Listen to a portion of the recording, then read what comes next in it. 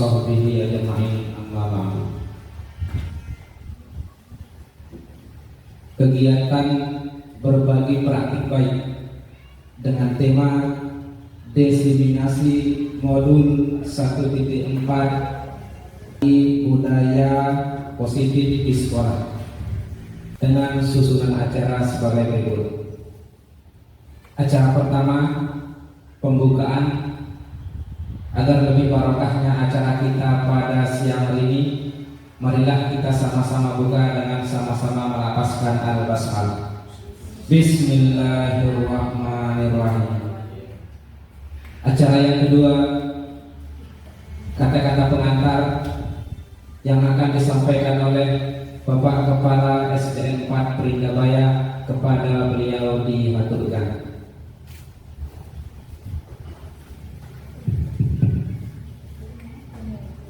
Bismillahirrahmanirrahim. Assalamualaikum warahmatullahi wabarakatuh.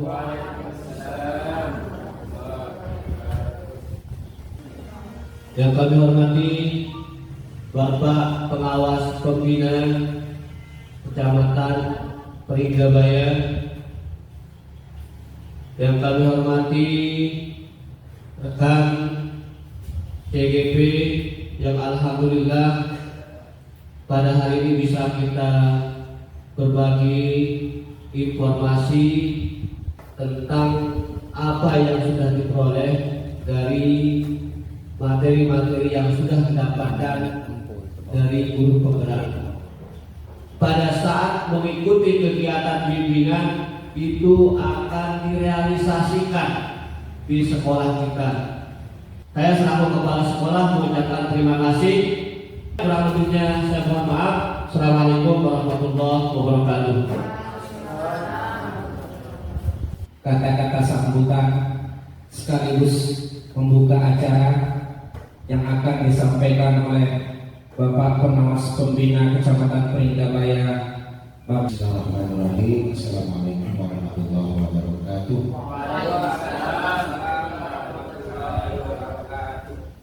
Alhamdulillah, wasyukurillah, wa la haula wa la quwwata illa billah. Mari saudara sekalian, kita senantiasa mengucapkan puji syukur kepada Allah Subhanahu wa taala yang kasih limpahan kita bisa bersilaturahmi pada pagi menjelang siang yang cerah ini, dan apa yang kita lakukan ini penuh manfaat dan mari kita ikuti dengan penuh keikhlasan kita tercapai sebagai ibadah di sisi Allah Subhanahu wa taala. Untuk itu Bapak Ibu, mari disiplin sangat penting. Tanpa disiplin dari kita, kesadaran diri kita membangun disiplin, tidak akan mungkin mendisiplinkan anak. Kuncinya Bapak Ibu, rasa ikhlas. Menyampaikan beberapa hal motivasi, dan mari kita buka ya dengan bersama-sama melakukan basmalah. Bismillahirrahmanirrahim. Demikian, maaf bila itu hidayah. Assalamualaikum warahmatullahi wabarakatuh.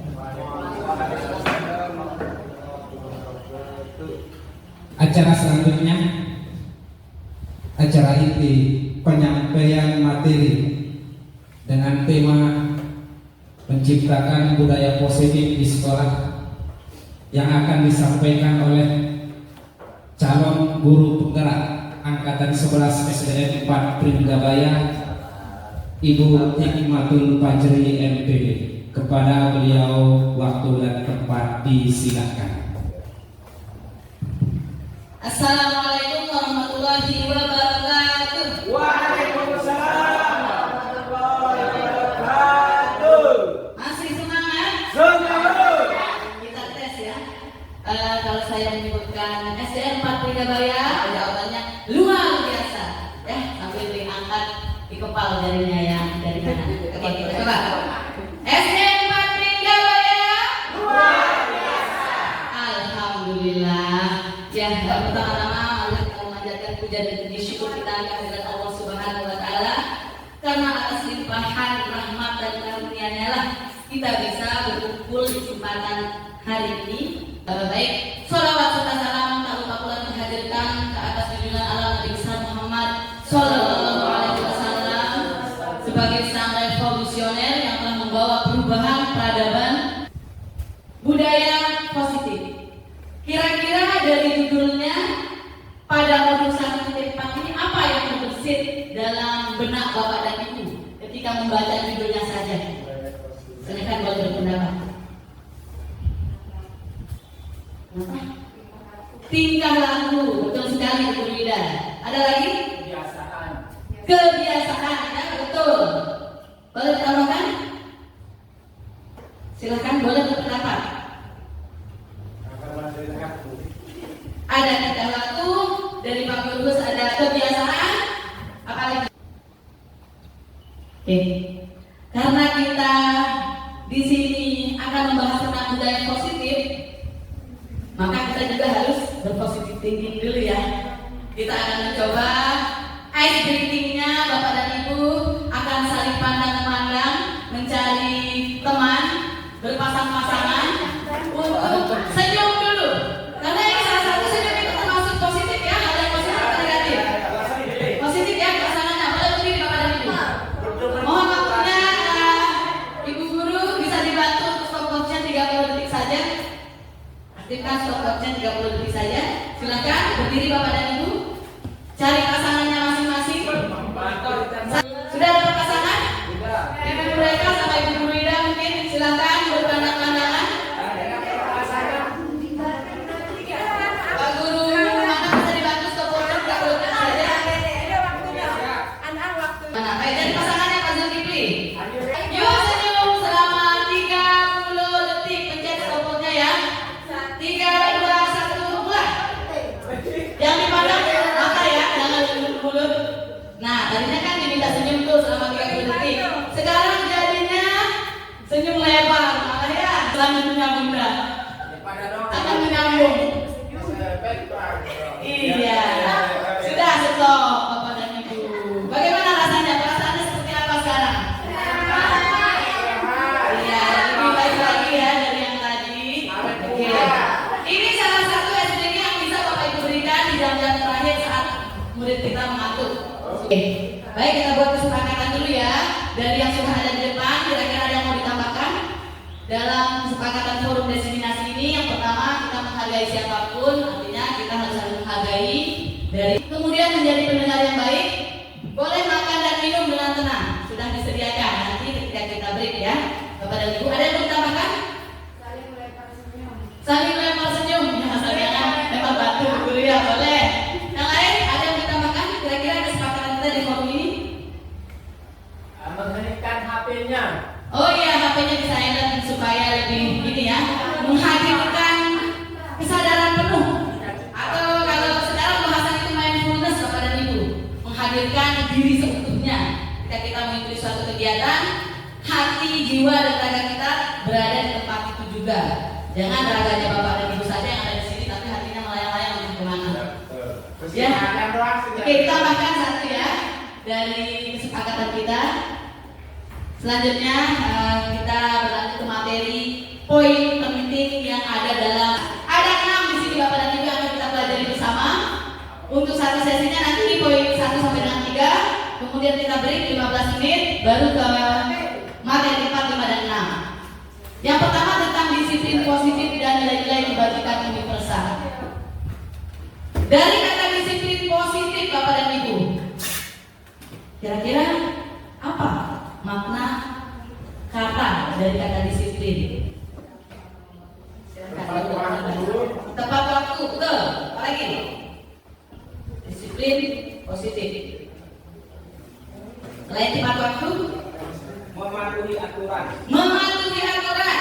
Ya, betul juga apa yang disampaikan Pak Guru mana? Ada lagi? Dua dulu ya. Baik, kita lanjut. Next. Disiplin positif berarti berkaitan dengan hal-hal yang positif tentunya Bapak dan Ibu ya. Kita sepakat. Di sini sudah ada apa makna kata disiplin. Disiplin itu berasal dari kata Latin disiplina yang artinya belajar Bapak dan Ibu. Disiplin diri membuat orang menggali potensinya menuju sebuah tujuan. Apa yang dia hargai pada Bapak pendidikan kita, Ki Hajar Dewantara. Di mana ada kemerdekaan, di situ harus ada disiplin yang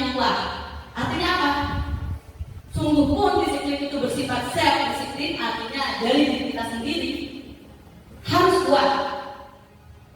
Tetapi itu sama saja, tidak ada artinya ketika dalam diri kita tidak ada kemauan yang kuat memaksa diri kita untuk bersikap disiplin positif tersebut.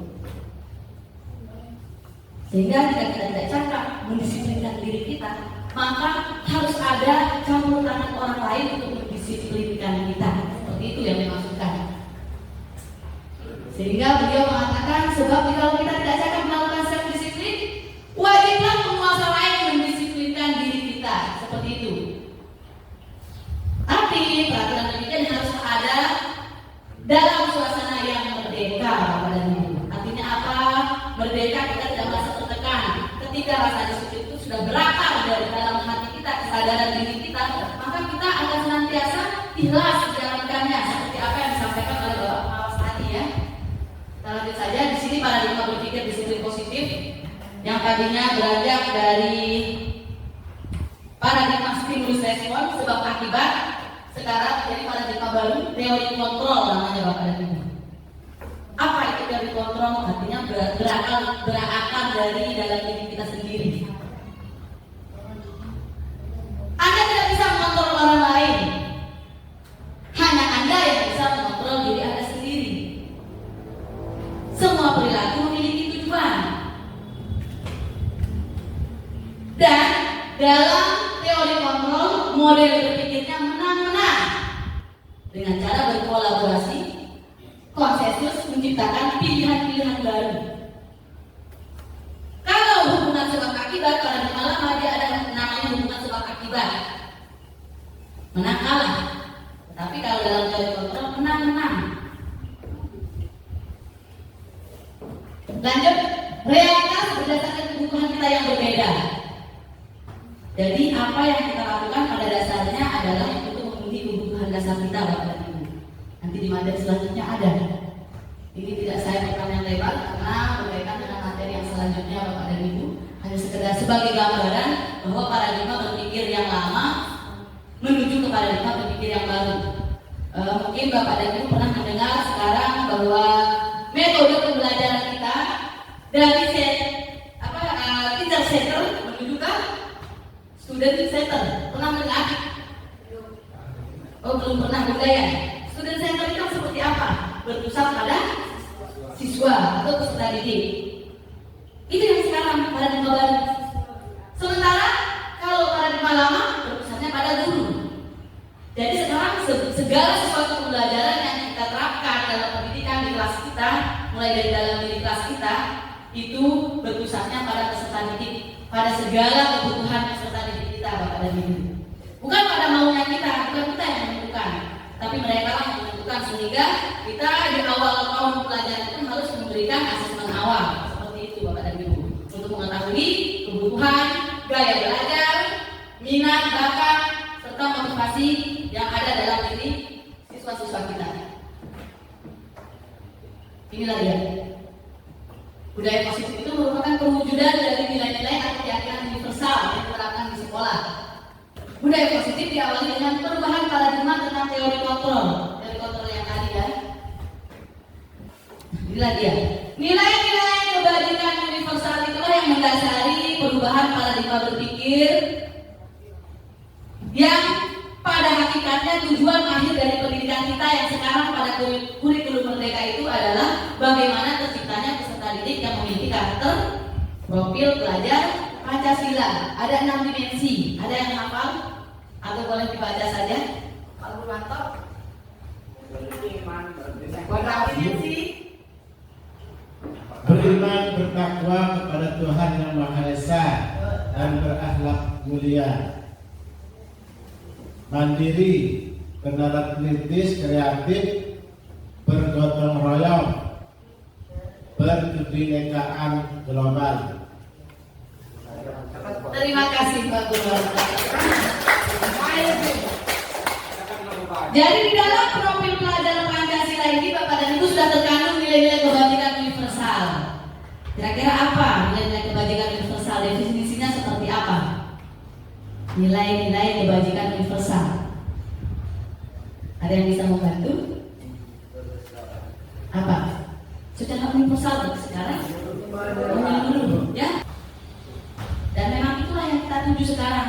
Tujuan dari pendidikan kita yang sekarang ini terbentuknya profil pelajar Pancasila dengan 6 dimensi tadi ya Bapak Ibu. Ya, sesuai dengan tujuan pendidikan menurut Ki Hajar Dewantara, menuntut segala kekuatan kodrat yang ada pada anak-anak itu agar mereka sebagai manusia dan anggota masyarakat dapat mencapai keselamatan dan kebahagiaan yang setinggi-tingginya. Sehingga Bapak Ki Hajar Dewantara menganalogikan bahwa pendidikan adalah tempat persemaian benih-benih kebudayaan, yang mana benih-benih kebudayaan itu ketika disemai, dirawat, dijaga akan tumbuh dan berkembang dengan cara yang benar, dengan cara yang tepat, sehingga akan terbentuklah sebuah peradaban yang baik tentunya Bapak dan Ibu. Dan di sekolah kita inilah tempat persemaian benih-benih itu. Kita diibaratkan sebagai benih, analogikan sawahnya atau tanah tempat menanam benih itu ya di sekolah kita.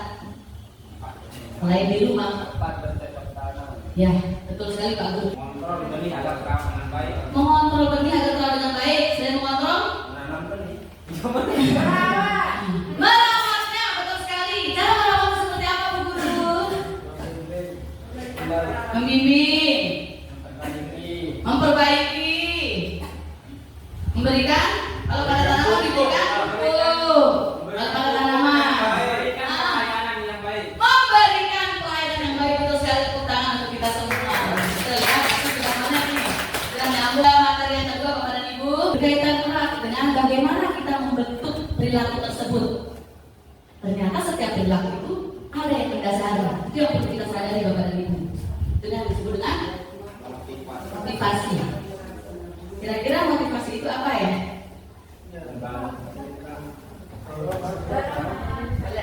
Meningkatkan gairah. Apa yang Bapak Ibu ketahui tentang motivasi? Menumbuhkan gairah. Motivasi perilaku manusia memberikan dorongan, bimbingan atau pelayanan yang baik seperti yang disampaikan oleh Ibu Majeri tadi, bagaimana kita mengarahkan, artinya kita berusaha kepada siswa itu sendiri dalam pembelajaran. Terima kasih. Ada yang mau menambahkan? Mungkin ada yang memiliki pengetahuan yang lebih tentang jenis motivasi ini, boleh? Silakan. Ada yang mau menambahkan? Dari Bu Guru mungkin? Boleh menambahkan apa yang diketahui tentang motivasi itu? Ya, boleh disebutkan juga. Oh, motivasi itu ada berapa jenisnya ya? Boleh, seperti itu. Silakan. Kalau menurut pemahaman saya, motivasi itu seperti tekad yang kuat, keinginan yang kuat sebagai kontrol diri untuk mencapai suatu tujuan. Sehingga kalau ada motivasi tentu semangat kita menjadi lebih daripada yang motivasinya itu kurang kuat. Sebagai penguat untuk melakukan sesuatu, itu motivasi. Ya, betul ya. Ada yang mengatakan bahwa motivasi itu dorongan, ada yang mengatakan motivasi adalah semangat yang kuat sebagai kontrol diri dalam melakukan sesuatu sehingga bisa mencapai tujuan yang diinginkan. Di sini kita mengenal dalam modul ini saya belajar tentang motivasi perilaku manusia ada 3 yang mendasari motivasi perilaku manusia, kenapa dia berbuat seperti itu Bapak dan Ibu. Dan itu terbagi ke dalam 2 jenis motivasi yang tadi. Ada namanya motivasi yang berasal dari dalam diri kita atau internal diri kita sendiri. Ada juga motivasi yang berasal dari luar diri kita Bapak dan Ibu. Ya, bisa dari orang lain, bisa juga dari lingkungan kita Bapak dan Ibu. Di sini sehingga saya menaruh gambaran seperti itu, ada 3 motivasi perilaku manusia. Oke, 3 level menurut James T. Wilson. Yang pertama adalah motivasi perilaku manusia itu untuk menghindari ketidaknyamanan atau hukuman. Yang kedua, untuk mendapatkan imbalan atau penghargaan dari orang lain. Dan yang ketiga, untuk menjadi orang yang mereka inginkan. Diri kita maksudnya, supaya kita menjadi orang yang diri kita inginkan dan menghargai diri sendiri serta nilai-nilai yang kita percayai. Kira-kira dari 3 level motivasi perilaku manusia ini, yang poin pertama Pak Guru Rahman, untuk menghindari ketidaknyamanan atau hukuman merupakan motivasi yang berasal dari luar ke dalam. Untuk menghindari ketidaknyamanan atau hukuman dari dalam. Dari dalam. Kalau berpendapat, silakan Bu Asri bingung kayaknya nih. Mau berpendapat Deko. Yang poin nomor 1 untuk menghindari ketidaknyamanan atau hukuman. Contohnya misalnya kita di sekolah nih dibuatkan jaga tiket oleh Pak Guru kepala sekolah. Karena takut ditegur ya, merasa tidak nyaman ketika bertemu dengan Bapak kepala sekolah sehingga terpaksa ya harus datang pagi-pagi. Berarti itu termasuk motivasi dari luar ke dalam. Yang mengatakan dari luar tepuk tangan. 1, 2, 3, 4, 5, 6, 7 orang ya. Oke. Sekarang kita jawab pas sudah selesai. Yang nomor 2, untuk mendapatkan imbalan atau penghargaan dari orang lain. Itu luar atau dalam? Tepuk tangan yang luar lagi. 2, 3, 4, 5, 6, 7. Tadi 7. Oh, kamu sangat 8. Yang ketiga, untuk menjadi orang yang seperti diri kita inginkan. Sesuai dengan benar ya? Ternyata jawabannya yang poin nomor 1 adalah merupakan motivasi yang berasal dari luar diri kita. Kan tidak berasal dari kita terpaksa namanya kan? Karena merasa tidak nyaman. Kemudian yang kedua, mendapatkan imbalan atau penghargaan dari orang lain. Contoh ketika kita di kelas ya, kita berikan, ayo anak-anak yang bisa menjawab, ibu guru berikan permen atau diberikan hadiah. Berarti anak itu akan berbuat ketika untuk mendapatkan. Kita lanjutkan. Jadi kira-kira dari 3 jenis motivasi perilaku manusia ini yang paling tinggi levelnya yang mana? Ya. Kita sepakat nomor 3 ya, yang lahir dari hati. Seperti apa yang disampaikan oleh Bapak pengawas tadi. Motivasi internal yang lahir dari hati kita, kesadaran diri kita, keikhlasan diri kita dalam berbuat. Ya, memang berat, betul. Berat. Namun seperti apa yang dikatakan oleh orang bijak, jangan pikirkan apa yang kamu dapatkan, tapi berpikirlah manfaat apa yang bisa kita berikan untuk sesama. Itu tujuan utamanya Bapak dan Ibu. Sehingga dalam profil pelajar Pancasila, poin yang pertama itu apa Bapak dan Ibu? Bertakwa, beriman dan bertakwa pada Yang Maha Esa serta berakhlak mulia Bapak dan Ibu. Karena memang tujuan kita di sini sekarang adalah bagaimana membentuk perilaku peserta didik kita supaya mereka sadar diri bahwa apa yang mereka lakukan itu motivasinya berasal dari diri mereka sendiri. Ya, bukan karena harus mendapatkan imbalan dari kita, atau bukan karena takut dimarahi gurunya sehingga dia berusaha datang tepat waktu atau mengumpulkan tugasnya tepat waktu. Salah satu cara yang akan kita lakukan untuk membentuk motivasi yang berasal dari dalam diri peserta didik kita adalah langkah awalnya membuat keyakinan kelas.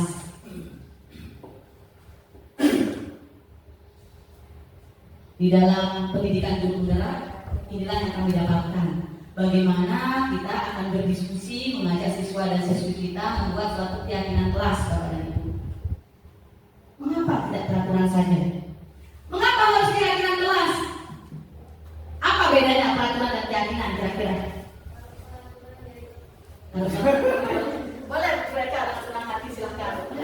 Kalau peraturan misalnya nyapu, kan kalau peraturan di kelas itu nyapu, terus keyakinan, yakin misalnya diberikan tugas, yakin harus tugas itu harus diselesaikan dan dikumpulkan hari itu. Betul. Ada yang lain?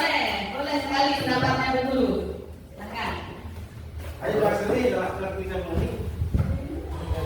Biasa kalau peraturan itu dibuat oleh guru keyakinan itu lahir dari siswa itu sendiri untuk berbuat lebih baik lagi. Karena tidak akan takut, siswa itu akan terbiasa dengan keyakinannya sendiri, dan tidak akan takut akan kena teguran dari gurunya kalau dia sudah berbuat baik dengan biasa, terbiasa sudah dengan hari-harinya untuk berbuat baik. Ya, betul ya. Ya, terima kasih. Ada dua pendapat. Mengapa tidak peraturan saja? Mengapa harus keyakinan kelas? Ya, memang betul kalau peraturan itu biasanya kita sebagai guru yang membuatnya ya, untuk anak-anak kita atau sekolah. Tapi kalau keyakinan lahir dari diri pribadi, dari hati kita masing-masing. Itu yang akan kita coba diskusikan bersama siswa kita. Sehingga ketika mereka melakukan suatu pelanggaran, mereka akan sadar sendiri, oh ternyata saya sudah membuat keyakinan kelas bahwa saya telah melanggarnya. Sekarang lalu apa yang akan saya lakukan untuk memperbaikinya? Seperti itu, untuk membangun kesadaran diri. Ya, di sini ada langkah-langkah membuat keyakinan kelas Bapak dan Ibu. Yang pertama, guru berperan dalam mewujudkan terbentuknya keyakinan kelas atau sekolah dengan adanya kesepakatan antara guru dan murid. Artinya, Bapak dan Ibu akan mengajak siswa-siswi kita berdiskusi, membentuk keyakinan kelas di kelas kita masing-masing. Nantinya itu akan menjadi, kita kumpulkan dari seluruh kelas, akan menjadi keyakinan sekolah kita. Ya, yang akan diikuti, diyakini kebenarannya oleh seluruh warga sekolah kita. Kemudian langkah kedua, menggunakan bahasa yang sederhana, mudah dihafal. Dan yang terpenting adalah menggunakan kalimat positif. Ini kaitannya dengan yang tadi, kenapa tidak peraturan? Kalau peraturan, kira-kira contohnya seperti apa bunyi kalimatnya? Supaya Bapak dan Ibu bisa membedakan antara bunyi kalimat peraturan dan keyakinan. Ternyata berbeda Bapak dan Ibu. Kira-kira kalau peraturan kelas, apa? Cek. Mana yang ingat saja Pak Bu?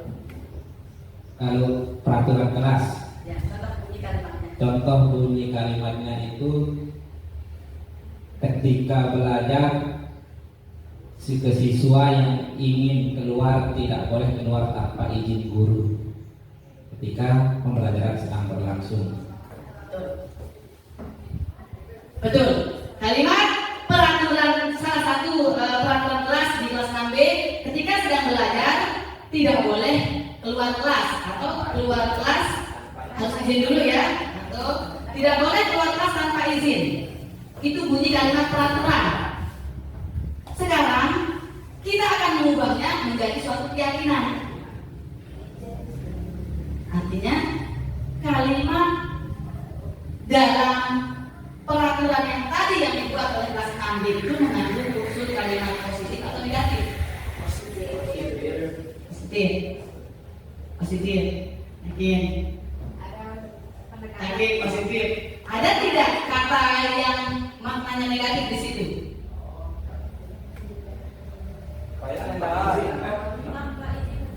Ya betul Bu Asri.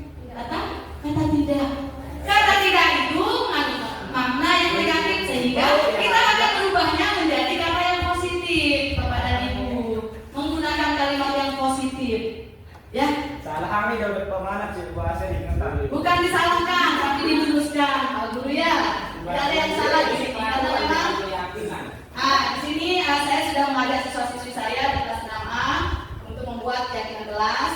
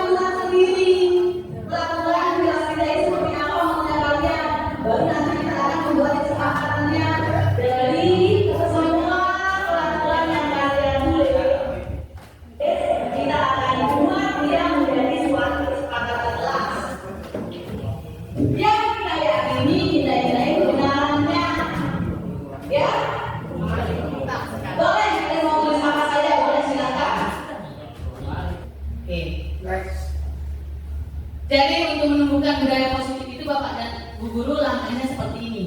Yang pertama, langkah terkecilnya peraturan kelas. Seperti pada video yang tadi, kita akan mengajak siswa-siswi kita membentuk peraturan kelas terlebih dahulu.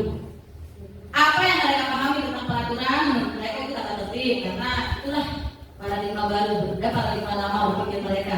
Tidak apa-apa, kita masuk ke dalam dunia mereka dulu, baru kita akan mengarahkan, mengajak mereka merubah peraturan kelas yang sudah mereka buat tersebut menjadi suatu kesepakatan bersama yang disebut dengan keyakinan kelas yang mengakui nilai-nilai kebajikan universal yang diakui oleh seluruh individu di dunia ini ya, bahwa nilai-nilai itu memang benar adanya dan memang baik.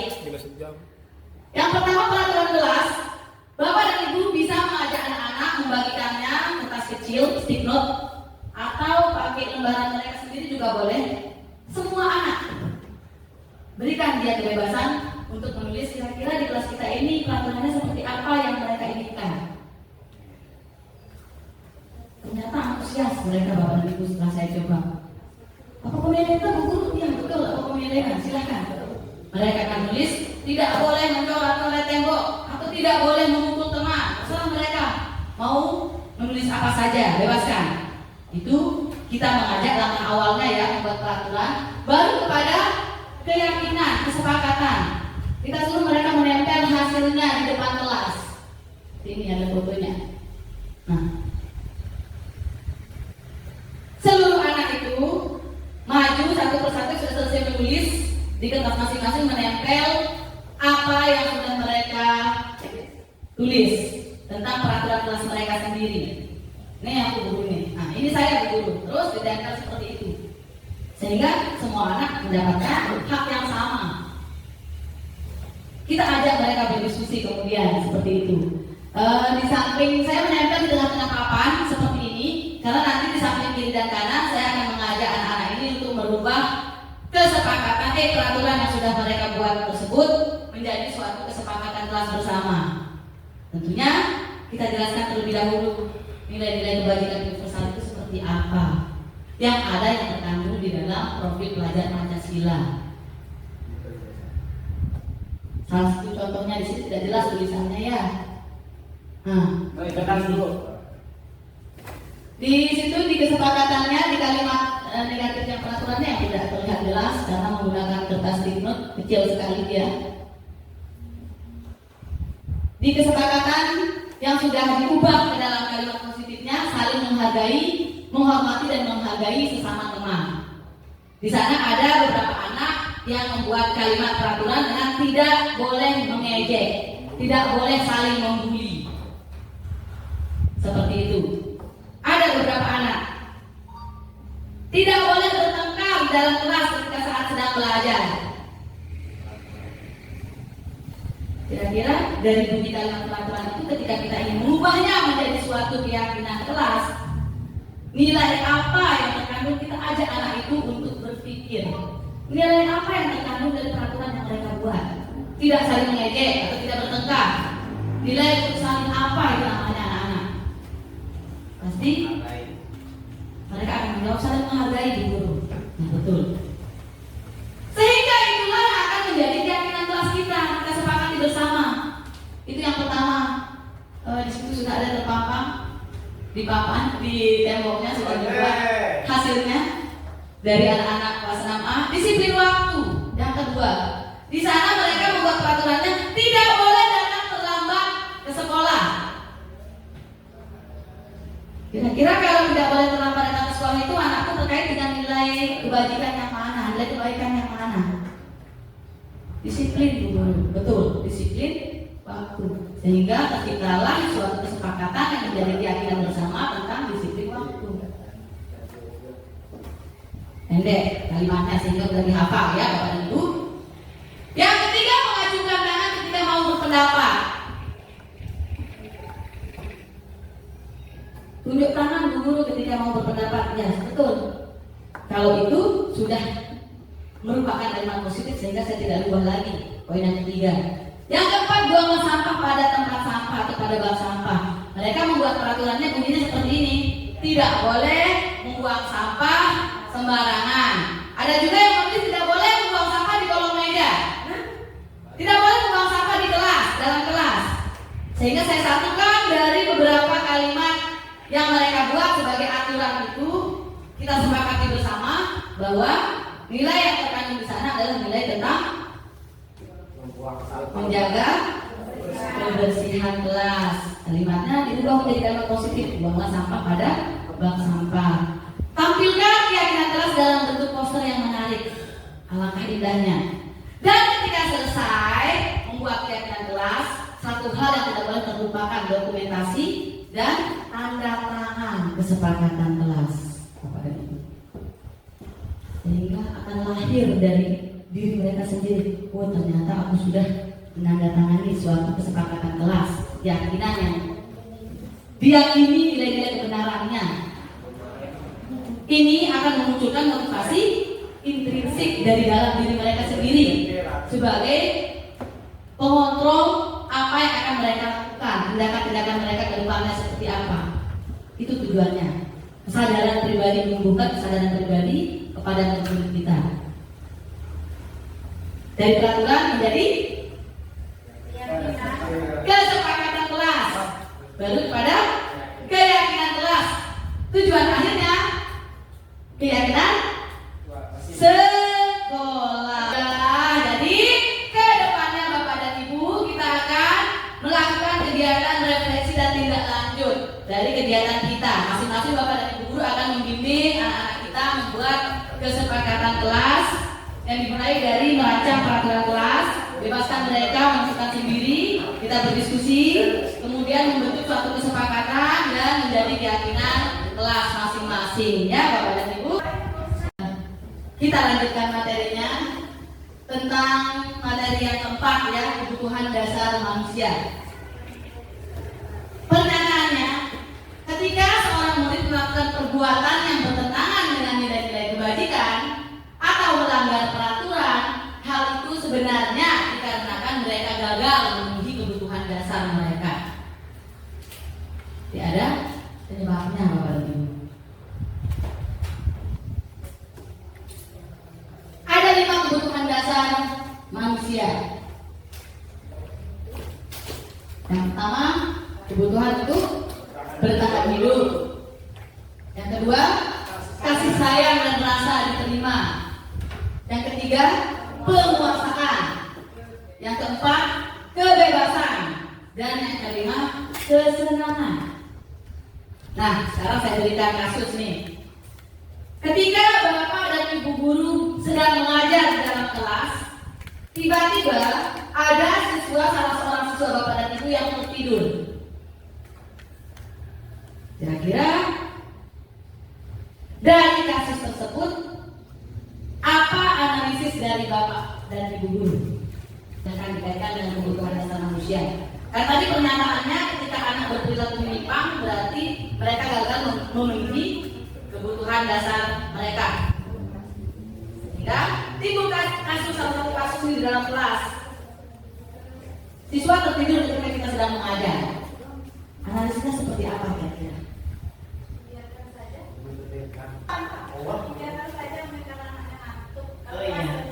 Oke, dibiarkan saja karena anaknya mengantuk. Berarti di sini kebutuhan dasar anak yang mana? Kebutuhan dasar yang mana yang tidak terpenuhi? Dari ibu mereka dia mengantuk. Kebutuhan dasarnya tidak terpenuhi. Salah satu dari 5 kebutuhan dasar manusia tersebut yang tidak terpenuhi ketika anak mengantuk adalah kebutuhan itu apa? Tertidur itu atau kebutuhan tidur itu merupakan kebutuhan biologis atau fisiologis? Biologis ya? Ya, yang termasuk ke dalam kebutuhan bertahan hidup itu salah satunya kebutuhan biologis tersebut. Sehingga kenapa kebutuhan dasar manusia bertahan hidup berada pada poin teratas? Karena sudah tercakup di sana kebutuhan biologis dan fisiologis lah, termasuk ke dalam kebutuhan bertahan hidup. Fisiologis ya, fisiologis. Oke, penguasaan.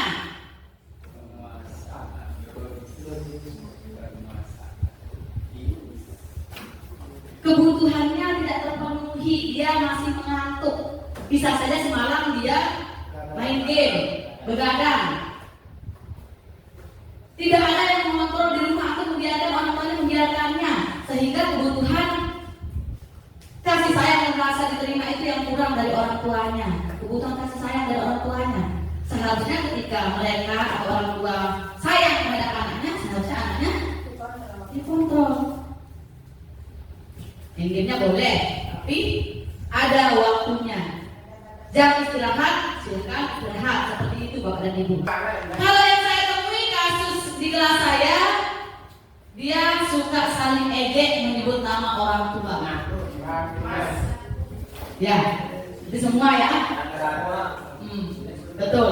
Rata-rata kasusnya seperti itu, saling jatuh, saling pukul, saling hantam sama temennya. Atau ada anak juga yang nggak malakin temennya dengan cara memberikan ancaman. Betul sekali. Ada kasusnya bilang hari kan ya. Ternyata kalau kasusnya seperti itu, kebutuhan dasar yang mana yang tidak terpenuhi dari si anak?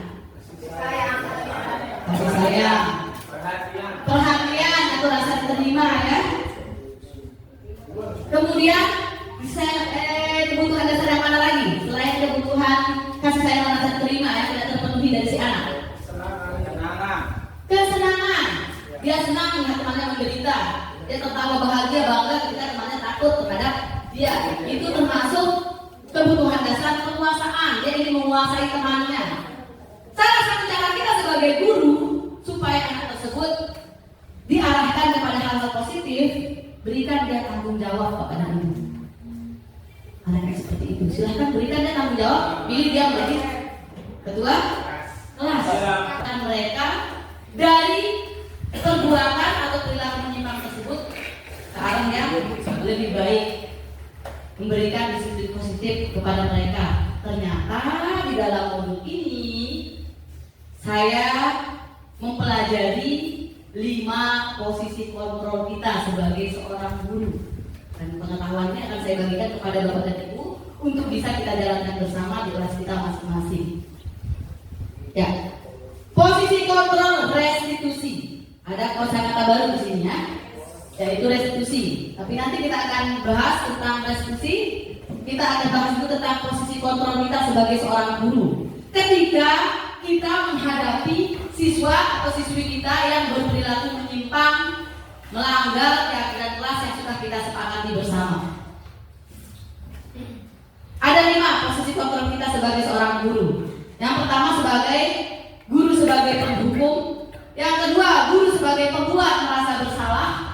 Yang ketiga guru sebagai teman. Yang keempat guru sebagai pemantau. Dan yang kelima guru sebagai manajer.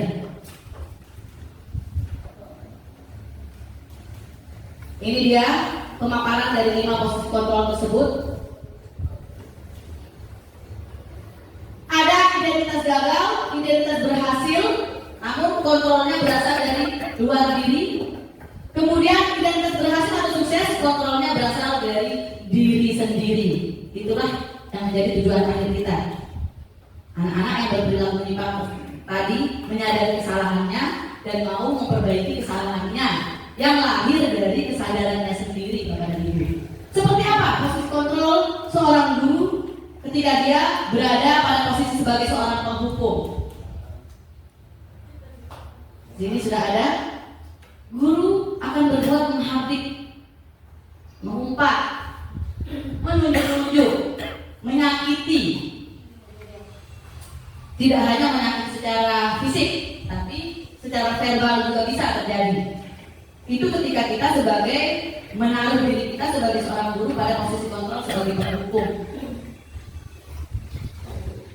Kemudian kita bisa berkata, kata-kata yang biasanya muncul yang akan kita utarakan dalam posisi diri sebagai seorang penghukum itu,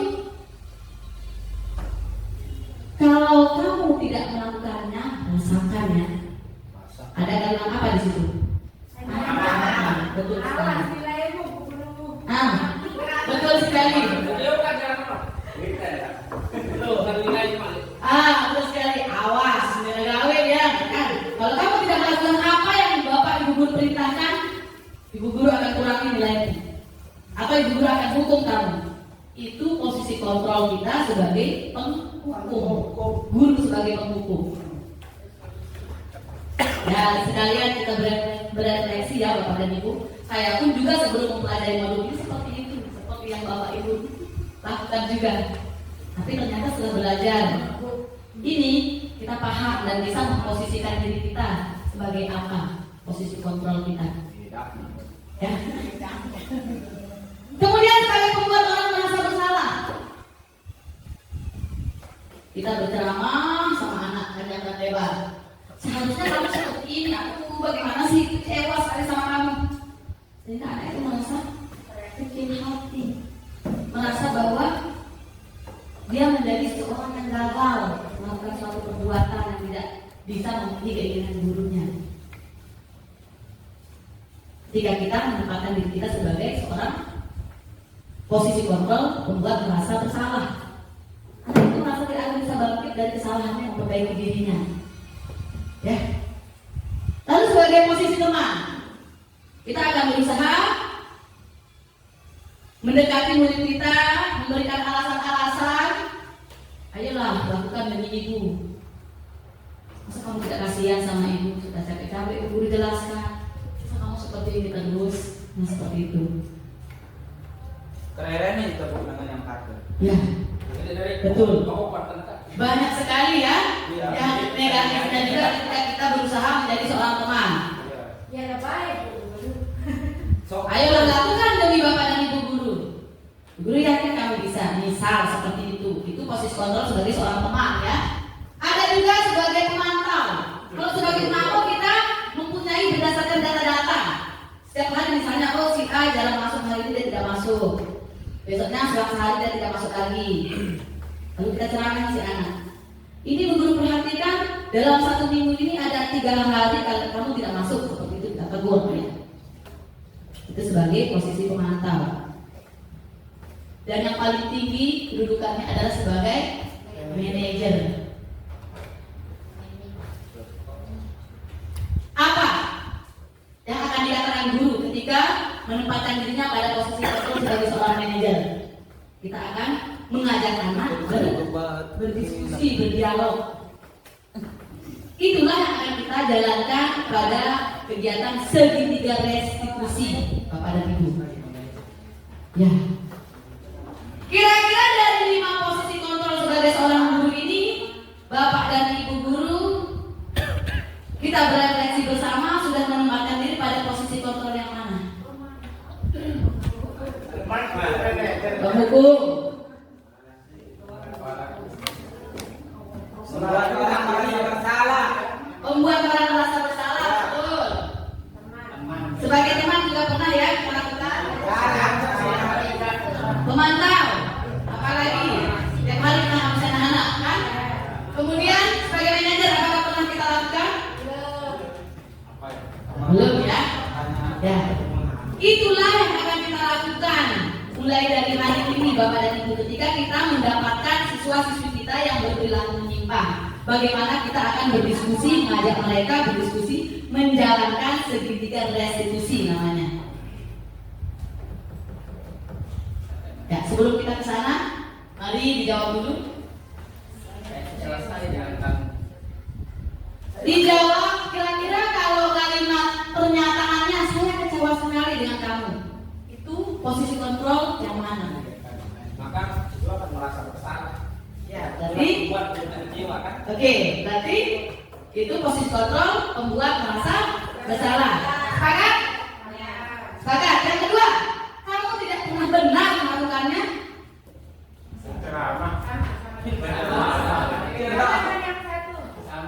Sama ya, membuat merasa bersalah.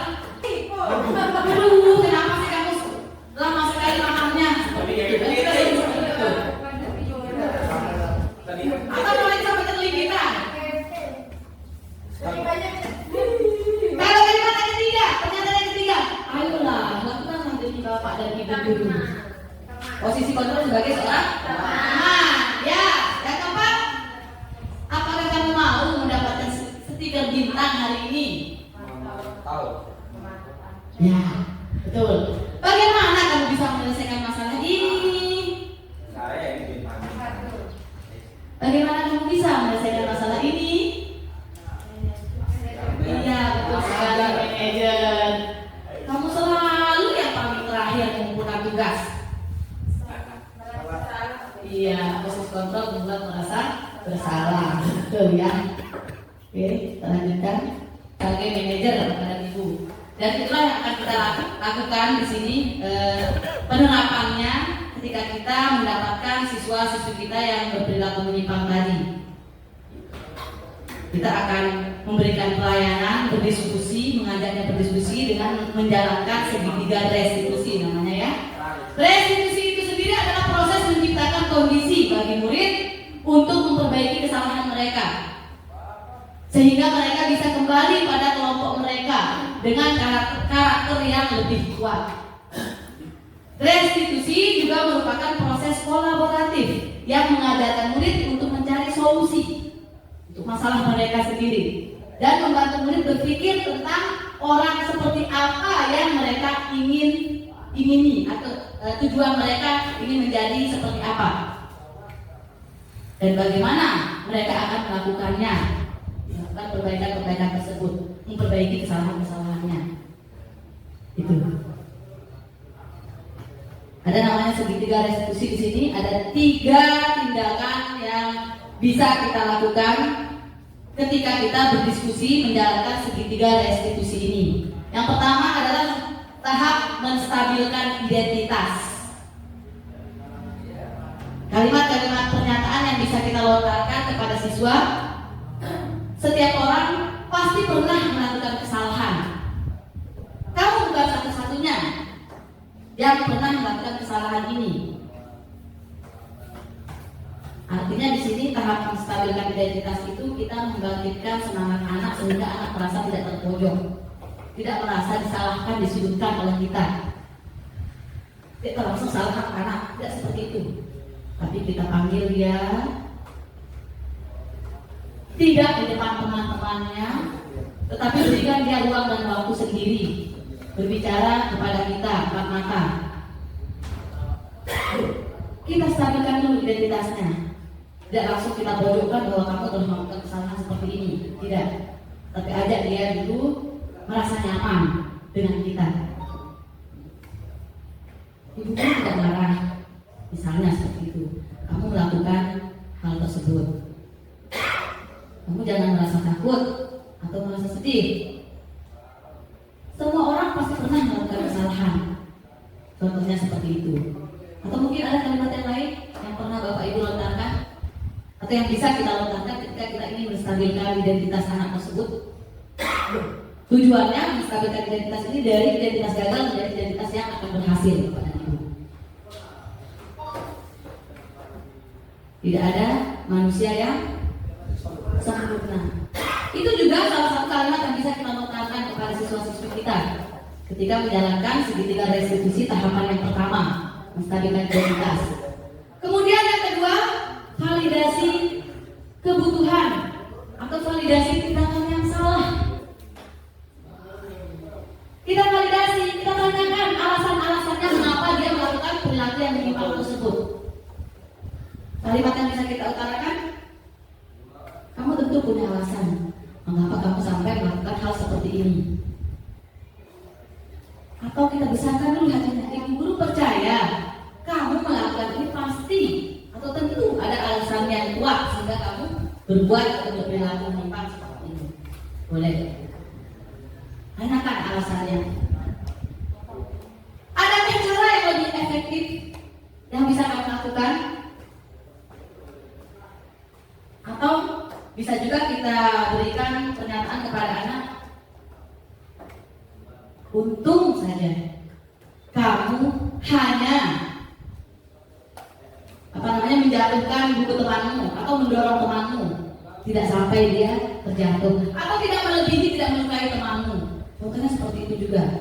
Seandainya dia luka bagaimana? Kalau itu di luar yang validasi tindakan ini Bu Guru. Ketika anak luka dan kita berikan tindakan segitiga restitusi anak yang berperilaku menyimpang, yang menjadi korban, kita tangani dulu. Kita tangani dulu yang luka, kita lalu kita seperti itu. Kemudian kita akan mendamaikan anak ini dengan cara kita panggil satu persatu. Jangan di ya, betul sekali. Yang melakukan kesalahan ini dulu yang kita panggil. Kenapa dia berperilaku menyimpang seperti itu? Berarti kan yang mendasari tadi ya, ada kebutuhan dasar anak yang tidak terpenuhi. Itu yang akan kita gali di sini. Sehingga tahapan yang pertama menstabilkan identitas. Buat anak dulu merasa nyaman, tidak takut dengan kita karena kita tidak akan menghukumnya. Hindari proses menghukum bapak dan ibu. Karena dalam proses menghukum itu meskipun tidak kita sakiti secara fisik, tapi kita menyakitinya secara verbal, itu akan tertanam dalam benak anak dan akan menimbulkan rasa dendam. Termasuk teriakan yang keras gitu. Betul. Allah, Allah, Allah. Iya, betul sekali. Mungkin Pak Guru PDW pernah mengingat kejadian yang terjadi menimpa Pak Guru Mahmud di Lahari. Ketika jok motornya dilihatin, ya, betul kan? Nah, kenapa mungkin berlaku seperti itu? Coba kita berefleksi dari diri kita sendiri. Berarti anak itu kan marah, anak itu dendam kepada gurunya ketika gurunya berada pada posisi kontrol sebagai seorang penghukum. Masalah sudah terkontrol suaranya. Ya, ada di sini belajar bersama. Betul. Iya. Itu tahap yang kedua ya, validasi kebutuhan. Kita tanya alasannya kenapa dia berbuat seperti itu.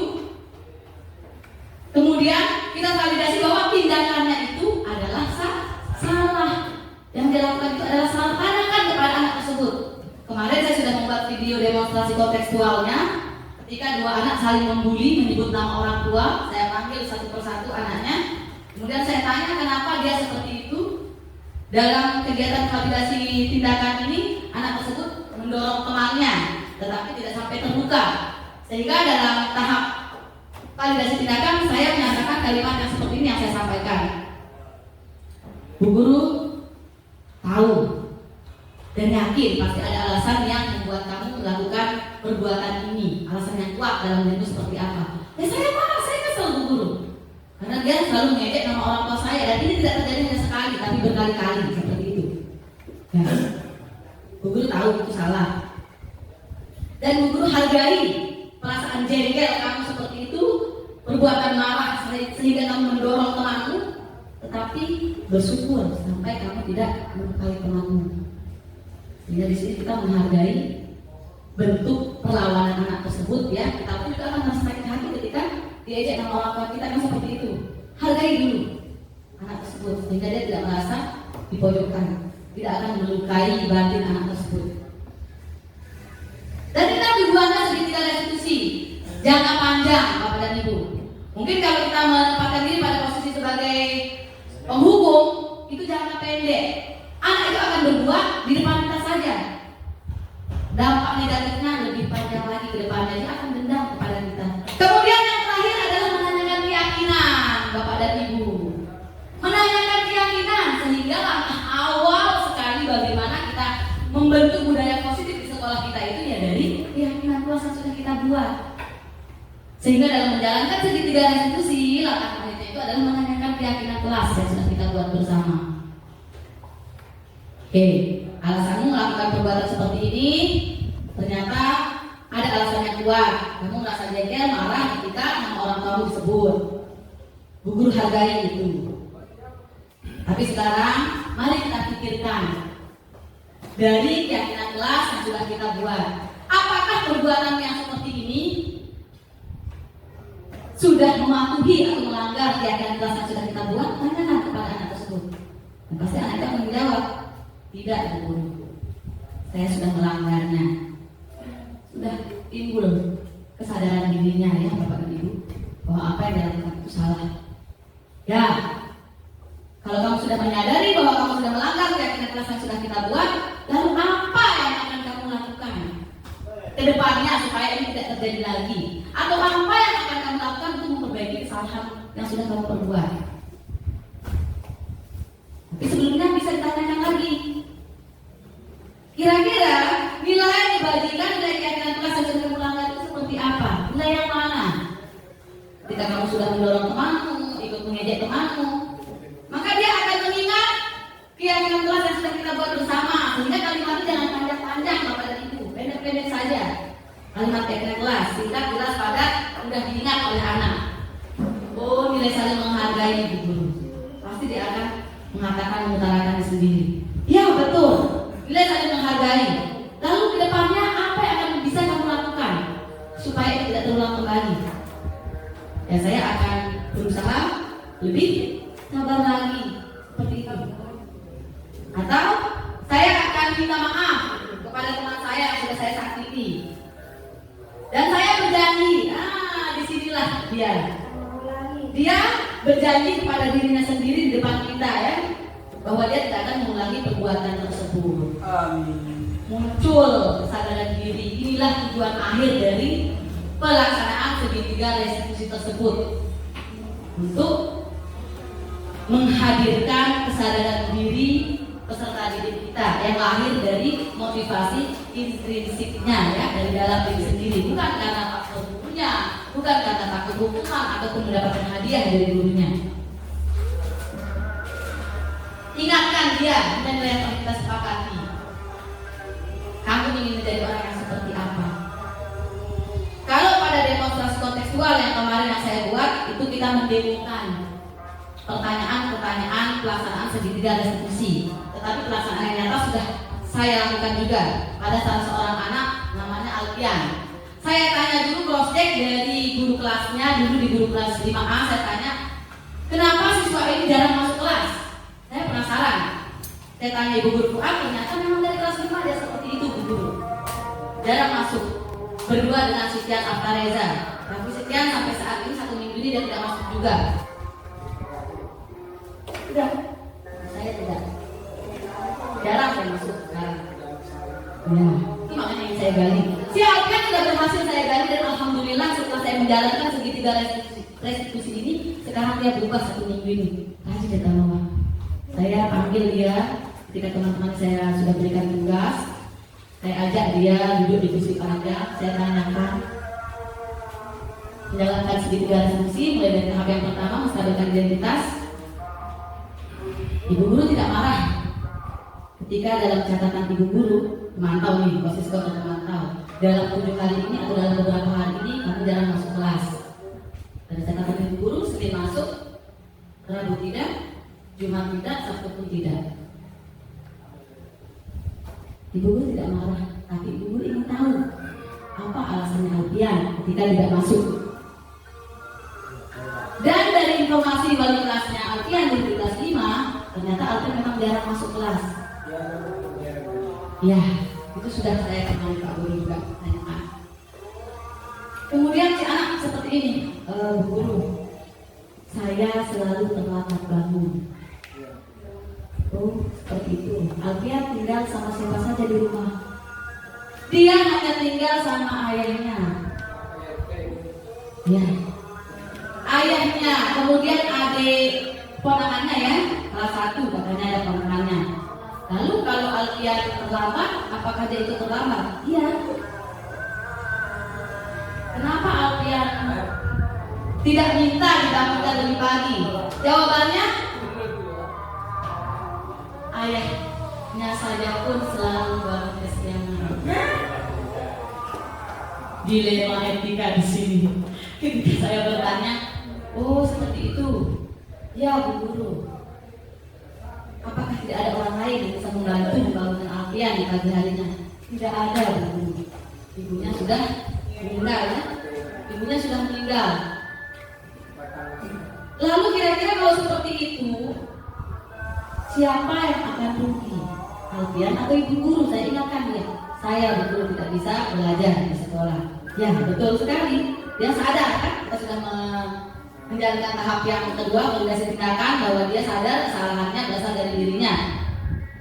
Kira-kira kalau Alfian seperti ini terus, kita sudah membuat keyakinan kelas yang kita sepakati bersama. Salah satunya tentang apa? Disiplin Bu Guru. Ya, Alfian sudah mengakui atau tidak disiplin waktu belajar atau masuk kelas? Tidak Bu Guru. Dia jawab sendiri. Sekarang bagaimana caranya? Apa langkah-langkah atau cara-cara Alfian supaya bisa bangun pagi? Saya tanya. Dia bingung, tidak tahu bagaimana caranya. Saya tanya lagi, kalau begitu Alfian punya HP? Punya Bu Guru. Dibebaskan dengan HP? Ya. Oh, Nanti salah satu alasannya saya gali lagi. Salah satu alasan Alfian kenapa tidak bisa bangun pagi apa? Selain tidak ada membangunkan, saya selalu main game sampai larut malam. Sehingga tidurnya larut malam itu yang menyebabkan dia tidak bisa bangun pagi. Lalu selain untuk digunakan main game, HP ini bisa fungsinya untuk apa? Supaya bisa membantu Alfian bangun pagi.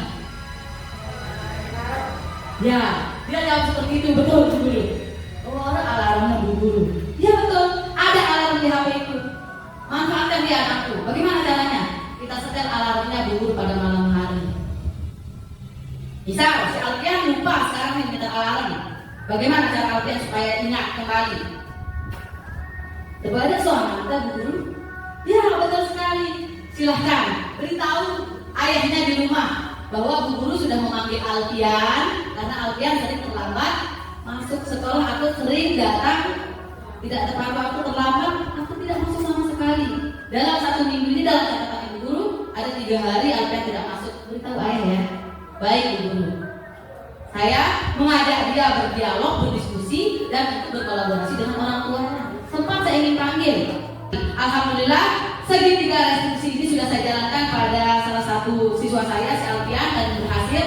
Saya katakan ini berhasil karena dari hasil catatan saya dia sudah berubah 1 minggu ini, masuk minggu kedua sekarang. Bahkan sesi saya masuk pas kan jam 9, jam 7 sudah ada di depan Bapak. Luar biasa, saya tepuk bundanya. Selamat ya, Alfian sudah bisa berubah sekarang. Ada rasa bangga dalam dirinya bahwa dia berhasil untuk merubah dirinya, membangun motivasi prinsip yang ada dalam dirinya. Itu tujuannya Bapak dan Ibu ya. Oke, ini tahap-tahapan yang tadi saya jelaskan. Melestarikan identitas itu berdasarkan prinsip membuat kesalahan adalah bagian dari proses pembelajaran. Menggeser identitas gagal menjadi identitas yang berhasil. Validasi tindakan yang salah berdasarkan prinsip setiap perilaku berupaya memenuhi suatu kebutuhan tertentu. Guru akan bergeser dari pemikiran stimulus respon menjadi proaktif, posisi kontrol yang tadi Bapak dan Ibu. Kemudian mengenali dan mengakui kebutuhan murid untuk memperbaiki hubungan kita dengan murid. Kemudian menanyakan keyakinan yang tadi bermakna untuk memunculkan motivasi prinsip dari dalam prinsip tersebut, sehingga kita kaitkan dengan keyakinan kelas yang sudah kita buat. Kedepannya keyakinan kelas tersebut akan mengarahkan mereka untuk berbuat dan bertindak dalam kehidupan sehari-hari, baik di rumah maupun di sekolah. Seperti itu. Langkah ke depan, informasi dari Bapak Kepala Sekolah terkait dengan pertemuan kita yang lalu, pendampingan lalu, bahwa akan kita adakan rapat pertemuan wali murid supaya berjalan seimbang kolaborasi antara pihak sekolah dengan wali murid ya. Seperti visi kita yang kemarin, prakasa perubahan yang sudah kita buat, wujudkan peserta didik yang berakhlak mulia. Oke. Ayo kita baca bersama ya. Sebelumnya kita semangat dulu. SD Negeri Surabaya luar biasa. Baca bersama sebelum kita tutup.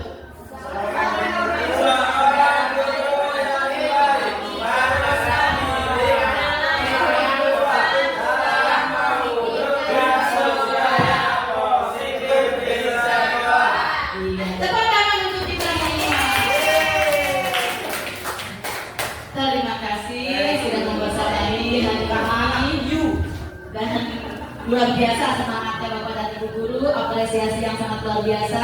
Sebutkan 5 posisi kontrol kita sebagai seorang guru. Ya, Luar biasa, dulu depan depan. yang melintas itu. 1 penghukum, berceramah. 2 penceramah, pemantau. Pemantau terus manajer. Teman sebagai teman yang kedua, terus pemantau, terus sebagai pemantau, sama penghukum, terus berceramah sebagai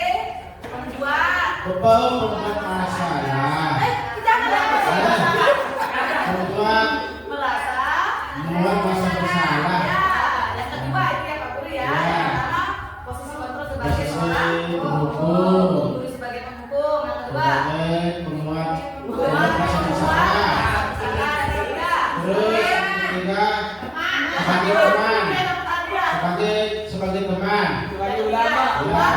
Ulama musuh. Sebagai Ya. ya.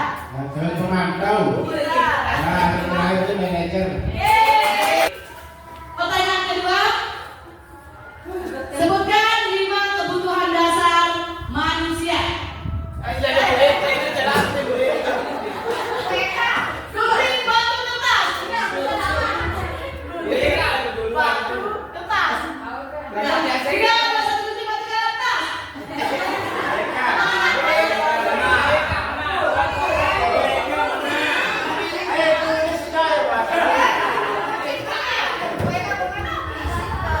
Kalah coba aduh. Ada ibu Azari. Kebutuhan dasar manusia yang pertama bertahan hidup, yang kedua kasih sayang dan rasa yang kuat, kasih sayang dan rasa diterima, yang ketiga penguasaan yang keempat, kebebasan, yang kelima kesenangan. Sebutkan 3 langkah dalam menjalankan segitiga restitusi. Apa sih? Sebutkan 3 langkah dalam menjalankan segitiga restitusi. Menstabilkan identitas, validasi kebutuhan, dan menanyakan keyakinan. Iya,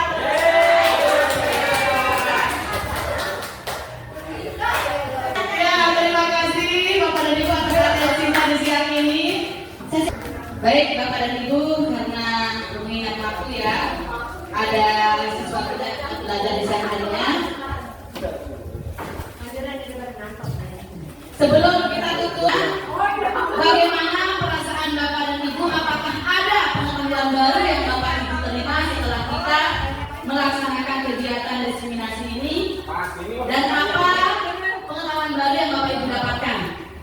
Silakan, boleh berdiri Pak Juwanto.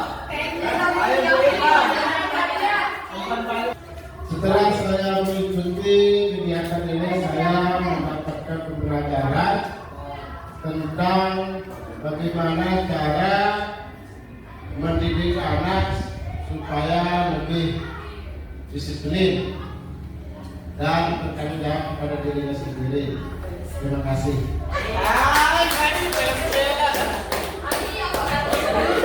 Apa pengetahuan baru yang dapatkan setelah mengikuti kegiatan diseminasi? Satu, dua, tiga. Baik, assalamualaikum warahmatullahi wabarakatuh.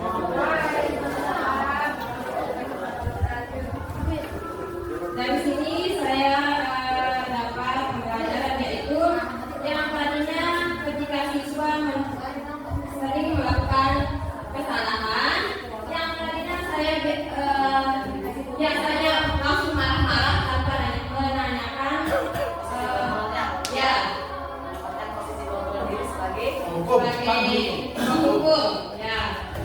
Dari sini saya akan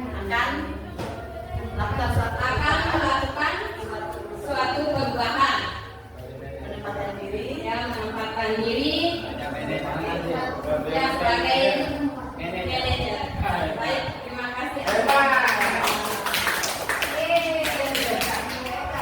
pengetahuan baru yang didapatkan.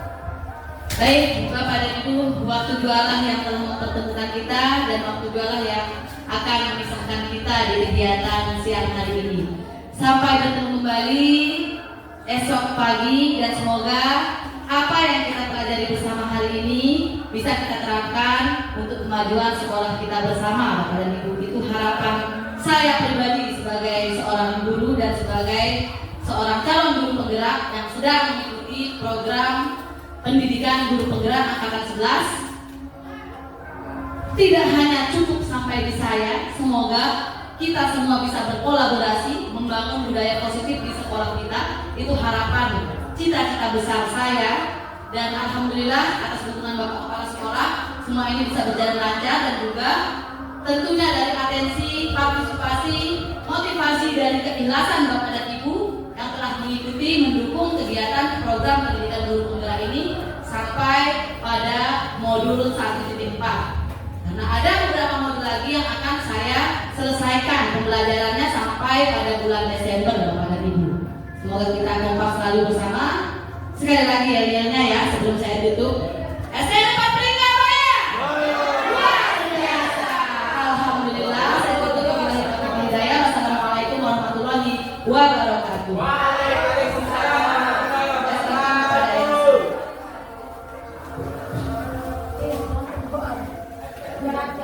Baiklah Bapak dan Ibu yang saya hormati, sampailah kita ke acara terakhir, yaitu penutup dan doa dalam hal ini yang akan dipimpin oleh Ustadz Hamdi Rahman MPD. Kepada beliau dihaturkan.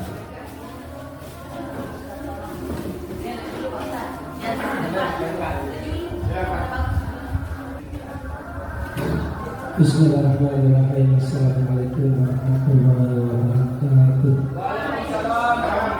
Untuk mengakhiri pernyataan kita pada siang hari ini, mari kita bersama-sama berdoa kepada Allah Subhanahu wa Ta'ala dan semoga bermanfaat dari tugas kita sehari di sekolah kita. Amin ya rabbal alamin.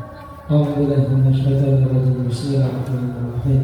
Alhamdulillah rabbil alamin wassalatu wassalamu ala asyrafil anbiya'i wal mursalin sayyidina Muhammad wa ala alihi wa sahbihi ajma'in. Allahumma shalli ala sayyidina Muhammad wa ala ali sayyidina Muhammad. Allahumma anfa'na bima 'allamtana wa 'allimna ma yanfa'una wa zidna 'ilman nafi'an. Rabbana zalamna anfusana wa illam taghfir lana wa tarhamna lanakunanna minal khasirin. Rabbana atina fid dunya hasanah wa fil akhirati hasanah wa qina adzabannar. Subhana rabbika rabbil 'izzati 'amma yasifun wa salamun 'alal mursalin walhamdulillahi rabbil alamin. Lana al-Fatihah.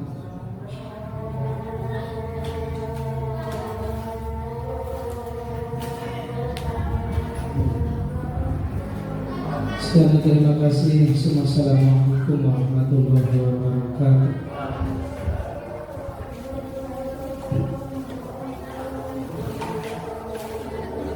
Bapak Ibu yang saya hormati, dengan berakhirnya doa tadi, maka berakhirlah rangkaian kegiatan kita pada siang hari ini.